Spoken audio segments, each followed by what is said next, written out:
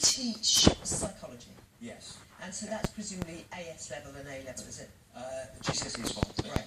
A level mainly, that's right. And so give us a sense of the kind of families, the kind of children, and the reasons for coming that you're seeing. I think the main reasons that people have private tuition is obviously, it's an interaction with two people, one-on-one, and that's the main sort of reason that parents come to us. Also flexibility. We work around parents, around their time, so around the children playing sport and other extra activities that they do. So you do have that flexibility with the tutor as well. I think that's another sort of selling point. And are they coming? Are parents or the students themselves saying, "I'm not getting taught properly at school and therefore I need tuition," or are they saying, "I'm having problems and therefore I need tuition"? I think it's probably the latter. Yeah. I think there seems to be a bit of a sort of fear among parents that call us, sort of saying, "Well, he's not doing well at school. We've had his report back. We want to concentrate on one area." But I guess in a school with 30 people in the class, you can't necessarily do. And so on that 30 people in the class, I mean, obviously those big class sizes are much more a feature of state schools. Yeah. Would you say that most of the children that you're getting are coming from the state sector? I'd probably say inquiries-wise it's 50-50, yeah.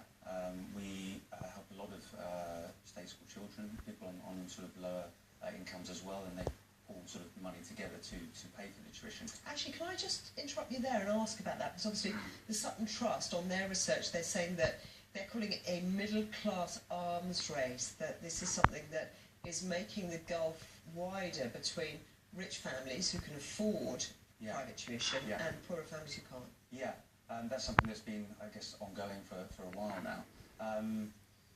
Other companies that might be the case, we don't necessarily see that. We see that parents, grandparents, even friends at some instances pull together and save money for certain times of the year, just not all year, and they will have tuition just to focus on the exams, because I think they feel that the schools don't necessarily concentrate on the exams enough, and that's ultimately where children sort of fall short.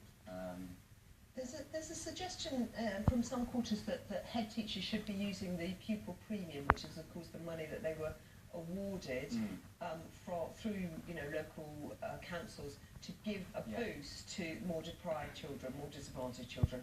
And they should possibly be using that premium for private tutoring. Is that something you would think was a good idea? I think yes. I mean, we work with a number of schools as well, and so I think that is that has to be something that needs to progress. Industries, it's not a regulated industry, it's the private tutoring industry, so I think that is a point that schools should work with tutoring companies, I would say. From the statistics recently, 40% of children have a tutor. That's a huge amount, so I think working with schools would definitely be the best way forward for that, because you can focus on individual needs, or even small classes can run as well, with 5 or 6 children concentrating on specific areas. Well, Alice, we're going to have to leave it there, but thanks so much for coming and giving us your insights.